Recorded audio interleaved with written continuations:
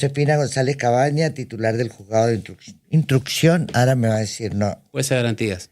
jueza de garantía, no es más instrucción, No, ¿no? ¿O sí?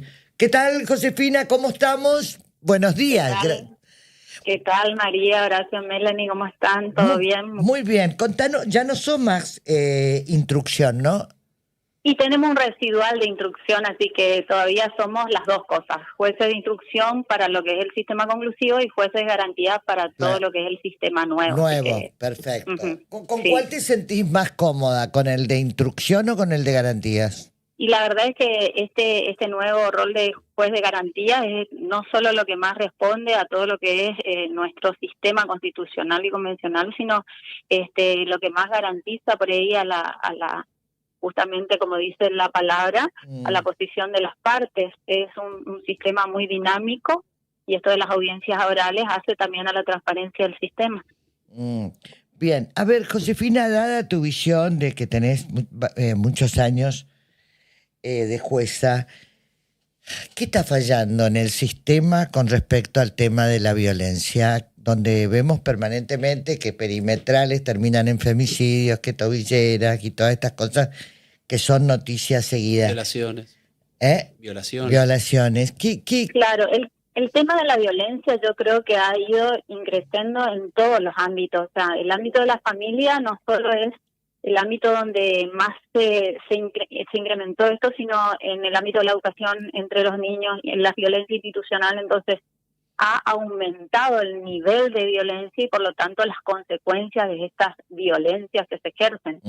Lo que ocurre dentro de la familia es que muchas veces cuando llega ya a las autoridades distintos tipos de intervenciones es tarde. El tema de las medidas que se adoptan, que son las medidas que prevén nuestras legislaciones, las primeras, como bien lo dijiste, tobilleras, restricciones de acercamiento, es que muchas veces no son suficientes o bien impuestas, no tienen el contralor suficiente, por lo tanto, son vulneradas por parte de los imputados, y ahí es donde cometen muchas veces delitos de mayor envergadura. Pero es el sistema que nos rige. O sea, lo que ocurre con el tema de las prisiones preventivas particularmente, porque muchas veces la cuestión es por qué no está detenida la persona que está imputada a un delito, sea cual sea. Pero en este caso, por ejemplo, unas lesiones en contexto de violencia de género o un abuso, en primer lugar es porque la prisión preventiva no es una pena adelantada, y a esa persona imputada, así como existe el derecho de las víctimas de resguardarle con determinadas medidas de protección, también el imputado constitucional y convencionalmente es inocente hasta que haya una condena firme que determine su culpabilidad. Entonces, la prisión preventiva se puede utilizar únicamente en los casos de peligro de fuga, entorpecimiento de la investigación. Hoy por hoy, esta imposición de medidas depende también de los pedidos. Cada caso en particular va a depender de qué pedido haga el fiscal en el caso en concreto. Bien, la víctima del último caso, pero no quiero hablar del caso en sí porque sé que está en pleno trabajo de investigación. La última víctima hizo la denuncia. Yo voy al proceso porque de este caso, como el de ayer, tuvimos varios. La víctima hace la denuncia.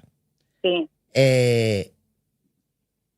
Y luego, ahí cuando hace la denuncia, en la próxima denuncia que hace, la mujer ya estaba violada y golpeada. ¿Por qué en ese trayecto entre la primer denuncia no se lo detuvo a la persona, al violento, y se pudo así haber evitado el segundo ataque? Eso es lo que yo te pregunto. Ahí está lo que yo te digo. Yo, primero, que sobre el caso en concreto no puedo también, opinar, porque desconozco aparte. Que también. En la primera denuncia intervino un fiscal o una fiscal en su caso. La primera herramienta que tiene, según la denuncia, es formular imputación y después pedir una medida de coerción dentro del catálogo que tiene el Código Procesal. ¿Qué es una medida de coerción? La medida de coerción justamente es, la prisión preventiva es una medida de coerción, pero es la más grave. Dentro del catálogo que tiene nuestro código son medidas que se adoptan dentro del proceso para asegurar que este proceso llegue a su fin, o sea, llegue o a una condena o a una absolución. Que son las de poner un dispositivo electrónico, una tobillera, el arresto domiciliario, esa famosa presentación cada 15 días en la fiscalía.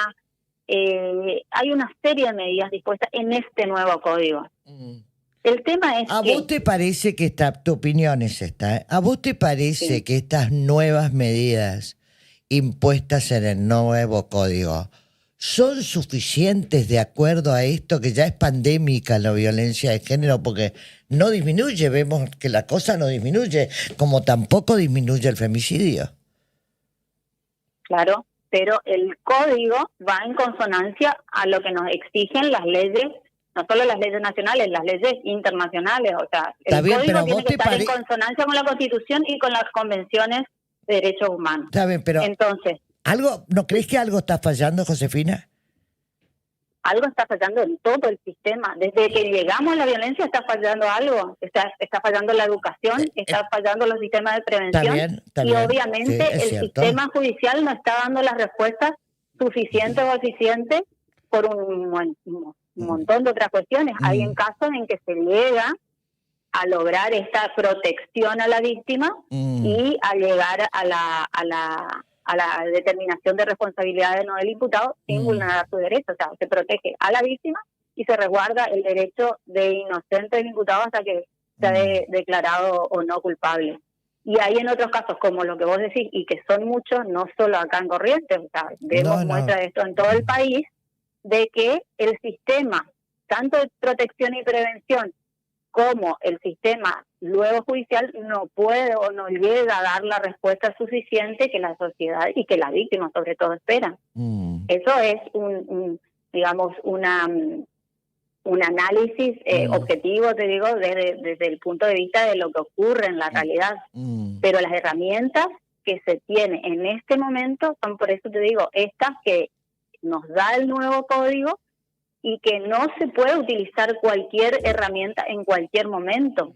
El fiscal que pida una prisión preventiva tiene que justificar de conformidad a lo que le exige el código y a lo que nuestros legisladores, digamos, nos dieron este código para que así actuemos y no nos podemos salir de ese código para pedir una medida tan gravosa como la prisión preventiva. Entonces, si no tiene esa herramienta el fiscal, no puede pedir esa medida, puede pedir otra. Josefina, pero yo te entiendo lo que vos me decís y toda la parte técnica que vos me decís, estoy tratando de entender. Ahora, si vemos que un hombre golpea a una mujer y el nuevo código o la fiscal no pide la detención, que sería el último paso para esto, y después tenemos que el tipo la mata en una segunda oportunidad, ahí falló la justicia. No falla, o falló el sistema, no, serán miles de factores, pero ¿por qué no? Claro, y que es lo que te dije, vemos que no solo acá, sino en todos lados, muchas veces el sistema falla en esa, protección de la víctima, porque la medida o fue insuficiente o fue, como te dije, o se le puso una tobillera, rompió la tobillera y igual llegó a la víctima y quizás la autoridad policial llegó tarde a la protección de esa víctima. O sea, hay múltiples factores, no es solo el sistema judicial, el sistema en sí de protección muchas veces de este tipo, aparte este tipo de víctimas, es decir, la violencia en sí, la violencia de género particularmente, es multicausal y muy compleja de tratar desde todas las áreas del Estado. El último eslabón es cuando llega a la justicia penal, ya es el último eslabón, ya fallaron un montón de eslabones de prevención anteriores de todas las otras áreas. Bueno, ahí, doctora, ¿cómo le va, Horacio? ¿Qué tal, Horacio? ¿Cómo estás? Ahí no podríamos agregar el recurso de la entrevista psicológica, porque se me ocurre, es decir, esto puede servir como una advertencia de que el tipo es una amenaza. Las entrevistas psicológicas, vos me estás diciendo, ¿de la víctima o del imputado? Del victimario, en tal caso, del victimario. Muchas veces se niegan a realizar la entrevista psicológica. Entonces, ¿Y cómo le obligás a una persona a realizar una entrevista psicológica? Diferente es, por ejemplo, una extracción de sangre, que se me ocurre, pero a hablar a una persona. O sea, pero eso como medida coercitiva no existe. Como medida coercitiva. Claro, un victimario, alguien que golpea, que tiene una primera denuncia y a la cual... Yo creo que alguien tiene que hacer algo. No sé a la cual se le está imponiendo una medida liviana, claro, entre comillas, como es la restricción perimetral. Sí. Al entrevistarla... En general, yo coincido en esto, en que en general las restricciones de acercamiento son incumplidas y son insuficientes en estos casos de violencia de género. Y esa es mi opinión particular y yo puedo hablar por mis resoluciones. Generalmente en estos casos yo entiendo que son insuficientes y voy ante el pedido del fiscal, porque los jueces ya no podemos actuar de oficio, ante el pedido del fiscal por medidas que sean más efectivas para la víctima, para evitar esto que dijo María, que la próxima vez quizás sea un abuso o quizás sea terminar con la vida de esa misma víctima. Pero esa es una posición particular. No, claro, que no haya una próxima vez. Claro, exactamente. Eso, que no haya una próxima vez. ¿Qué crees vos? A ver, tu visión primero como jueza y también como mujer. A ver, sabemos que el sistema falla, pero a ver, ¿cómo podemos enmendar? ¿Qué podemos hacer para no tener estas noticias como la última que tuvimos, que la esperaba adentro, rompe la perimetral, la golpea y la viola? ¿Qué crees vos que se puede hacer? Yo lo que creo hacer es que cada persona desde su función tome debida cuenta de esto y ahora en consecuencia con las herramientas que tiene. Yo puedo hablar de mi rol de juez de garantías ante una petición en concreta. Los fiscales deberán hacer lo mismo desde su posición. ¿Quiénes son? Quienes tienen a su cargo la investigación. Es decir, el peso mayor de la petición de este tipo de medidas, hoy por hoy, es de los fiscales. Pero yo voy más allá. Debemos empezar a tomar en cuenta que estas violencias van increciendo y que ¿dónde empieza?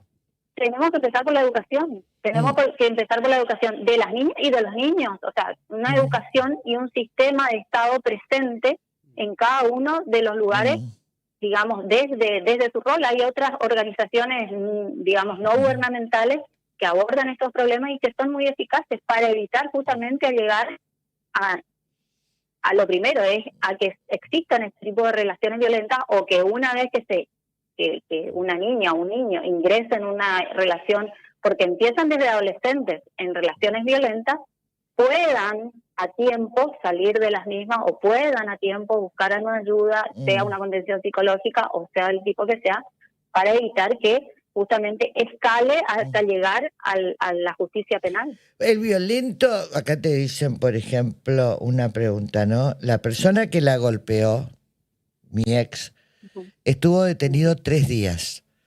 Salió a los 3 días y me volvió a golpear. A la semana, perdón. Salió a los 3 días y a la semana me volvió a golpear. Lo volvieron a detener y volvió a salir. Que ahí, ¿cómo es el tema? Justamente, si salió el nuevo sistema es así. Por ejemplo, hay una aprehensión. La conversión de aprehensión en detención, que esa le da al fiscal 72 horas para tenerlo detenido a esa persona. Si en esas 72 horas el fiscal no pidió una medida de coerción, que es esto que yo te dije, de la prisión preventiva o la condenación, esa persona queda por ley automáticamente libre. Así es el nuevo sistema. Entonces, ¿está mal? Yo no digo ni que está mal ni que está bien. Es la herramienta legislativa que nosotros tenemos hoy por Yo hoy. no digo que vos no estés aplicando la herramienta. Yo lo que digo, que está mal. Porque No, yo eso mucho es menos porque la puerta giratoria, el tipo entra, la viola, la golpea, sale. Después movilizamos todo un estado para buscarlo, la orden de allanamiento, se moviliza todo porque el hijo de puta se mandó a mudar. Entonces, yo lo que digo es, en el medio que hacemos, yo sé que es un problema de educación, yo sé que hay cosas que están fallando, yo entiendo todo lo que me decís, pero ¿qué modificamos? ¿Qué hacemos? Algo hay que hacer con esto. Sí, por eso yo te puedo decir desde mis estadísticas, desde mis resoluciones y desde lo que yo hago cuando me llega una petición de este tipo desde el Ministerio Público, se lo escucha al Ministerio Público, se lo escucha a la defensa, y mis resoluciones generalmente, digamos, respetan las dos, digamos, lo que es el nuevo código, pero se mira a la víctima, se mira al imputador y se obra en consecuencia. Este tipo de casos, por eso digo, generalmente en las cuestiones de violencia de género, entiendo que las restricciones no funcionan. No funcionan. Y esto que vos me estás diciendo es ejemplo de eso. Y sobre el punto de la prisión preventiva, entorpecimiento, doctora, no es una posible o un posible hay hecho fiscales que utilizan, hay fiscales que utilizan. Lo que ocurre es que ahora es cada caso en particular, porque es lo que el fiscal alega en la audiencia, el motivo que alegue y lo que responda a la defensa. Y ante eso tiene que decidir el juez de garantía. No puede agregar, así a mí me parezca que, por ejemplo, si el fiscal me dijo esto que vos me decís, que hubo entorpecimiento de la investigación, y yo entiendo que aparte había peligro de fuga. Claro. Yo no puedo incorporar el peligro de fuga, solamente me tengo que pedir sobre el entorpecimiento de la investigación. En estos casos, generalmente, cuando piden, los fiscales sí hablan de que podría amedrentar a la víctima, podría entorpecer la investigación porque esta persona podría también interferir con otro tipo de testigos. Porque de hecho es efectivamente lo que pasó en este último caso. Claro. De hecho, entiendo que esa persona, en este último caso, no está todavía detenida, y todos esos pasos tendrá que darle el fiscal interviniente una vez que se logre el primer paso, que es la detención, en su caso, del imputado. Ahora, es cierto, mira, dice Sofía, estos son los elementos por los cuales muchas veces las mujeres no denunciamos, porque sabemos que como denunciamos no pasa nada, entra, sale y sigue siendo el mismo hijo de puta golpeador que fue siempre.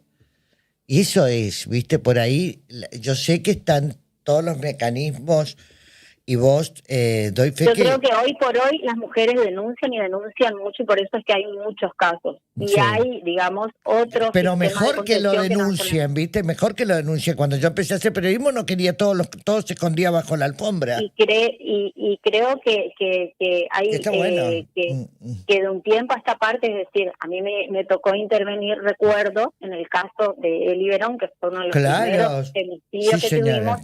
El día anterior a Eli Verón yo tuve como juez de inducción, un caso muy similar en donde incluso la había apuñalado a la mujer, que gracias a Dios se pudo recuperar. Fue una tentativa de homicidio, pero en similares características. Y de ese tiempo a esta parte, muchos incluso consideraban que el caso de Eli Verón era un homicidio preterintencional, le quiso pegar pero se le murió. No, claro. El caso de Eli Verón fue un antes y un después en la investigación de lo que es esta cuestión de la violencia en contexto de género, que le aleja de la familia, que le aleja de los amigos, que después empieza a hacerle creer a la propia víctima de que todo lo que tiene lo tiene por esa otra persona. Bueno, José, lo estamos viendo con esta chica en los medios nacionales, esta joven de bandana, que dice que él no es culpable, que no quiere que esté preso. Exactamente, o sea, y eso le lavó el cerebro. Más compleja la intervención. Claro. La intervención. Yo recuerdo, y hablo ya de Eli Verón porque es una causa en donde incluso el imputado está muerto hoy por ahí, pero él en la audiencia decía, yo le sacaba a pasear, era el que... O Yo la ¿cómo, quería. ¿cómo pude querer matarla si yo le sacaba a pasear, si yo le di una vida que ella no podía tener, si yo... O sea, siempre, generalmente el discurso es que esa mujer le debe todo a un salvador. En los casos de este tipo de casos extremos, que incluso le hacen, o sea, está tan colonizada la víctima que incluso llegan muchas veces a defenderlo o a volver con ello, porque por ahí vos me decís, tenía una restricción y muchas veces tenía una restricción, pero es la propia víctima también la que lo deja volver porque cree que va a cambiar. Claro. Y el violento no cambia. No cambia. Pero es ahora, un círculo. Vos sabés que es impotencia a veces lo que uno siente, porque yo digo, ¿qué podemos hacer para hacer como un dique de frenar esta cantidad de... No sabes la cantidad de gente que viene o que te consulta o que te llama o que te escribe o que viene a la radio que no va a denunciar y que vienen con el ojo en compota. O sea, esto es terrible, no denuncian. Denuncian, pero la verdad es que a veces el sistema está tan perverso, tan mal, que yo no sé, que a veces uno no sabe qué hacer para poder ayudarlas, ¿viste? Porque se te acaban los recursos, ¿entendés? No. Este tipo, después de violarla y golpearla, se mandó a mudar, y ahí está otra vez todo el sistema, allanamiento, policía, jueces interviniendo, policía buscando al hijo de mil, que se cobarde, que se esconde, ¿me entendés? Eso sí, es... lo que yo sí observo por ahí del sistema, que puede dar respuestas más rápidas en el sentido de llegar a una condena con mayor, digamos, anticipación a lo que ocurría quizás antes. Pero también el caudal de causas, y lo tendrán los jueces de familia, las causas de que no entran, digamos, por el sistema penal, pero entran por violencia familiar, están saturados también los juzgados de familia de la cantidad de causas. Por eso la violencia se disemina por todos lados y no da abasto el aparato estatal para abordar cada una de estas cuestiones. Sí, Horacio, hay un protocolo de actuación del Poder Judicial para hechos de violencia de género, doctora, cuya primera edición data de 2013.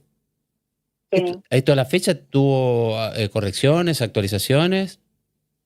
La corrección en realidad no es una corrección ni actualización, sino en el 2019, cuando cambió el Código Penal Interior, de 2022 para nosotros, todo este protocolo sí es más bien dirigido hacia lo que es el órgano de investigación, que es el Ministerio Público Fiscal. El Ministerio Público Fiscal es el que tiene todos los protocolos que hacen a la investigación de cada uno de los delitos. Por ejemplo, en cibercrimen tiene un tipo de protocolo, en violencia de género otro, y en ese sentido sí mudó, digamos, el organismo hacia el cual está dirigido el protocolo. Mira, acá porque los jueces ahora actuamos directamente ante una solicitud de audiencia y, como lo dice nuestro nombre, para el resguardo de garantías constitucionales. Claro. Para dictar una orden de allanamiento, para dictar una orden de, cuando nos piden, de restricción de acercamiento, para la colocación de una tobillera electrónica, hoy para dictar las dictados de prisiones preventivas cuando el fiscal lo solicita. ¿Por qué no se le pone tobillera electrónica al violento? Se le pone a la víctima. Muchas veces piden, no, la tobillera electrónica muchas veces piden que se lo ponga como medida de coerción a los imputados. Es una medida de coerción, pero esa solamente la puede colocar un juez penal de garantía a un imputado, porque es una medida de restricción de libertad. Ahora, lo que le ponen a la víctima como medida proteccional por parte de los jueces de familia es otro tema, pero tienen el mismo fin, en definitiva, que es proteger a esta persona de las agresiones o de que llegue a mayores un ilícito en contra de una víctima de violencia. ¿Eso conjuntamente con el botón antipánico o una cosa o la otra? Sí. Por eso, el botón antipánico, que es a lo que me estaba refiriendo de medidas de protección de la víctima, generalmente son dispuestas por los juzgados de familia cuando van estas personas necesitadas de protección generalmente a denunciar una cuestión de violencia. Ahora, cuando el fiscal inició una investigación por un delito penal, sea lesiones en contexto de violencia de género, sea abuso o cualquiera del catálogo penal, como medida de coerción suele pedir la colocación de un dispositivo en el imputado. ¿Y qué hace esto? Que cuando, por ejemplo, llega a 500 metros de esa persona, empieza una alerta al centro de monitoreo. Cuando se acerca más, la alerta es más importante y eso comunica directamente con la comisaría jurisdiccional o con el 911. Ante un caso de desobediencia, me dicen, no es suficiente, que no solo no respeta a la víctima, sino también desafía a la justicia. Exactamente, es muchas veces se tienen en cuenta estas cuestiones de desobediencia para que la próxima medida de coerción ya sea la prisión preventiva, porque si no demuestra un acatamiento a la norma, a la orden de un juez, mucho menos a cualquier otra medida que se le imponga que sea más leve que la prisión preventiva. Recién tuve en una audiencia de ese tipo en donde había una desobediencia anterior y el fiscal pedía la prisión preventiva y uno de los fundamentos, y no solo del pedido, sino también de la resolución, es que la falta de acatamiento y apego justamente a una resolución judicial, ¿cómo voy a pensar que va a cumplir otro tipo de restricción que no sea la prisión preventiva? Claro. ¿Alguna pregunta más para la doctora? Josefina, siempre muy amable, muchas gracias, muchas gracias. No es nada, hasta luego. Cariño grande, hasta luego. Bueno, todo un tema ¿no? Todo un tema. Lo importante, yo comparto con Josefina González Cabañas que, a ver, que todo el sistema está como deteriorado, ¿no? El sistema dice la familia, la casa, el hogar, todo esto. Lo que pasa es que a mí siempre hablo de este tema. Me dice, yo como inclusive hablo con madres de víctimas de violencia. Yo crié a mi hija de la mejor manera posible. Y después mi hija se banca que un tipo sea violento con ella. Y yo esto no lo soporto. Y ahí no nos damos cuenta que la violencia empieza desde una respuesta, desde la denigración, desde el maltrato. Se es violento de miles de formas. Y la violencia va creciendo. No servís para nada, sos una inútil, sos esto, sos aquello. Va creciendo. Y vos te vas denigrando. Lo peor de todo es que te vas creyendo que todo lo que te dice ese hijo de puta es verdad. Entonces, cuando llega la peor de las violencias, que es la falta de respeto, la trompada, la cachetada, vos estás tan denigrada, tan mal y tan acostumbrada a que te destrate que te seguís bancando te seguís bancando lo que te dice o lo que te hace. Entonces, son alertas que ya te tienen que llamar. En algún momento, ¿cómo le pedimos al Estado que sea alerta? Si vos de golpe, que el caso de Bandana, que recién hablábamos con Josefina, de la chica que está, decimos que el juez, hay toda una apertura, porque el juez o el fiscal, no sé quién, le dictó la prisión preventiva. Entonces el tipo no sale, pero ella está angustiada porque no sale. Porque ella dice, no me secuestró, no me pegó, no me drogó, A veces también es complicado. Es complicado. Por eso yo sigo sosteniendo, es perverso irse a una comisaría, irse marcado a una comisaría y a decir, me golpearon. Yo sé que es denigrante, pero tenemos que seguir insistiendo con eso, porque cuanto más insistimos que se hagan las denuncias, es como mejor se va a ir modificando determinadas situaciones del Estado también, ¿no? Porque lamentablemente si la cosa va creciendo, si esto, ¿entendés? Como ya está. Se van a poner más resguardos. Claramente la prevención, decía la doctora González Cabañas, es educando, ¿no? Educando en la casa, pero también ante el flagelo, el Estado debiera tomar cartas en el asunto y promover, incentivar y seguir con este tema de la educación general. Así en es. general. Así es. Yo lo que digo es cuando te piden perdón, y lo vivo, lo sostengo porque lo vi desde que una mujer iba a la comisaría y decía al comisario o al policía que le tomaba la denuncia, algo habrás hecho para que te golpeen, ¿no? Lo primero que te preguntaban, Sí, ¿qué hiciste? De eso pasó un tiempo y hoy tenemos dispositivos más. Pero lo único que quiero decir y que quiero dejar en claro es que no creas que cambian, no cambian. Ni cuando te piden perdón, perdones.